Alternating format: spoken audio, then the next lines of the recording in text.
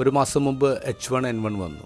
അപ്പോൾ പിറ്റേ ആഴ്ച എനിക്കൊരു യാത്രയ്ക്ക് പോകണം. അപ്പോൾ ഞാൻ ഡോക്ടറോട് പറഞ്ഞു എനിക്ക് സ്ട്രോങ് മെഡിക്കേഷൻ തരണം, യാത്രയ്ക്ക് പോകാനുള്ളതാണ്. അങ്ങനെ മെഡിസിൻസ് തന്നു. ഞാൻ ഒരാഴ്ച സ്ട്രിക്റ്റായിട്ട് റെസ്റ്റ് ചെയ്തു. അതുകൊണ്ട് ഓക്കെ ആയി. പോകുന്നതിൻ്റെ തലേദിവസം ഞാൻ എൻ്റെ കൂടെ യാത്ര ചെയ്യുന്ന കൂട്ടുകാരൻ അലനോട് പറഞ്ഞ കുറച്ച് കേരള ചിപ്സ് വാങ്ങിക്കണം. ഞാൻ പ്രത്യേക കടയും കൂടി പറഞ്ഞു കൊടുത്തു. പിറ്റേ ദിവസം ഒരു വലിയ ബാഗ് നിറയെ ചിപ്സായിട്ടോ. ഞാൻ പറഞ്ഞു ഇത്രയും ചിപ്സ് എന്തിനാണ്? അവൻ പറഞ്ഞു ഇരിക്കട്ടെ. നോക്കിയപ്പോൾ ഞാൻ പറഞ്ഞ കടയിൽ നിന്നല്ല അവൻ വാങ്ങിച്ചിരിക്കുന്നത്. അവനത് കേട്ടില്ലെന്ന് തോന്നുന്നു. അപ്പം എനിക്ക് ഇത്തിരി ദേഷ്യം തോന്നി. ഞാൻ നോക്കിയപ്പോൾ ഞാൻ കൊണ്ടുപോകുന്ന ബാഗിനേക്കാളും കൂടുതൽ ചിപ്സാണ്. അപ്പോൾ ഞാൻ പകുതിയോളം ചിപ്സ് എടുത്ത് മാറ്റി വെച്ചു. എന്നിട്ട് പാക്ക് ചെയ്തു. അപ്പോൾ മാറ്റി വെച്ച ചിപ്സിൽ നിന്ന് ചക്ക വറുത്ത് പൊട്ടിച്ച് കഴിച്ച് നോക്കി. കട്ടുപ്പ്. എനിക്ക് നല്ല ദേഷ്യം തോന്നി. കാരണം ഞാൻ പറഞ്ഞ കടയിൽ നിന്നല്ല വാങ്ങിച്ചു. അപ്പോൾ തന്നെ അതെല്ലാം എടുത്ത് ഞാൻ മാറ്റിയിട്ട് ആ കടയിൽ പോയി വേറെ ചിപ്സ് വാങ്ങിച്ചുകൊണ്ടുവന്ന് ഞാൻ പാക്ക് ചെയ്തു. പിറ്റേ ദിവസം ഞങ്ങൾ കൽക്കട്ടയിലെത്തിയപ്പോൾ രാത്രി ഫ്രൈഡ് റൈസാണ് കഴിച്ചത്.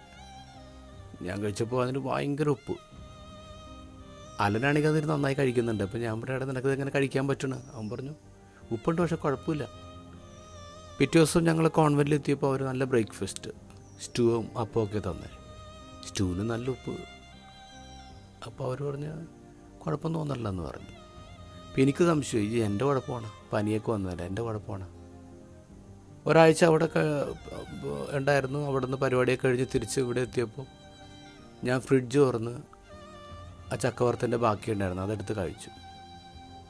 ഒരു കുഴപ്പമില്ല, സൂപ്പർ സാധനം.